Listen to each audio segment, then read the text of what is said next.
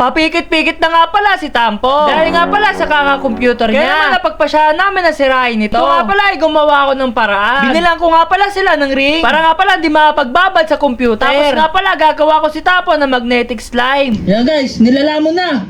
Nilalamon na yung magnet.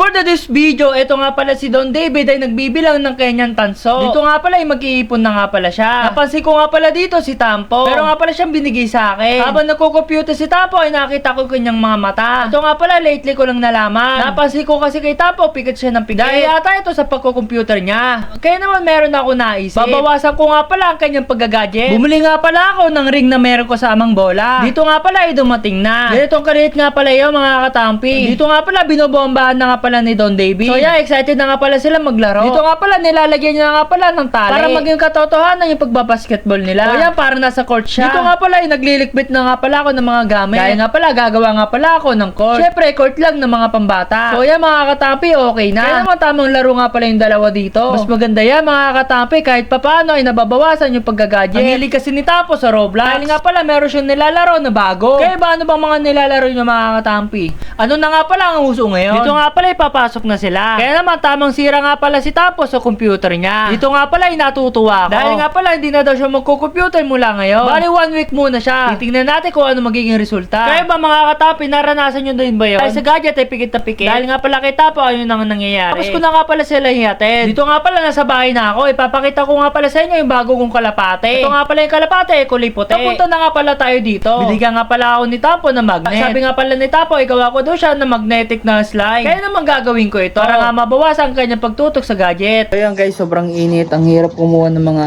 lupa na magnetic dito sa pinagbahayan na langgam. So bibili na lang tayo ng buhangin.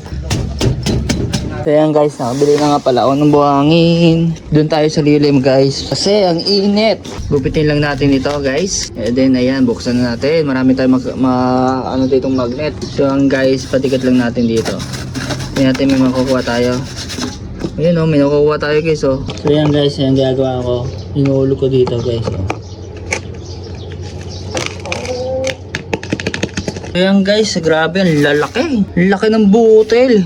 Kaya naman naisipan kong mamalilit lang yung kukunin natin guys. So yan guys, nakakuha na tayo ng pinong-pino talaga guys oh. Yan guys, okay na siguro. Tingnan natin. Magnetin natin guys yung ilalim. Uy, pinong-pino guys oh. Ayan, maganda guys, pinong-pino. So yan guys, okay na nga pala. And then gagawa na nga pala tayo ng slime. Yung sobra guys, bigay na natin sa mga manok para mapag-sunbathing sila guys. Ayan guys, so nagsa-sunbathing sa putik. So ito, lalagyan natin buhangin para mapag-sunbathing sila guys. Hello, tamang sunbathing yung mga yan guys oh. So yung guys, ay okay na nga pala yung gagamitin natin. Ito na nga pala yung buhangin ng pino, magnet, tapos naglagay na nga din pala ako ng glue, and then merong baking soda guys. Ayan, meron ako napanood na walang baking soda. So tingnan natin kung ano yung pinakamaganda. So ayan guys, ito na nga lang yung lalagay ko, baking soda. Tansyahin lang natin.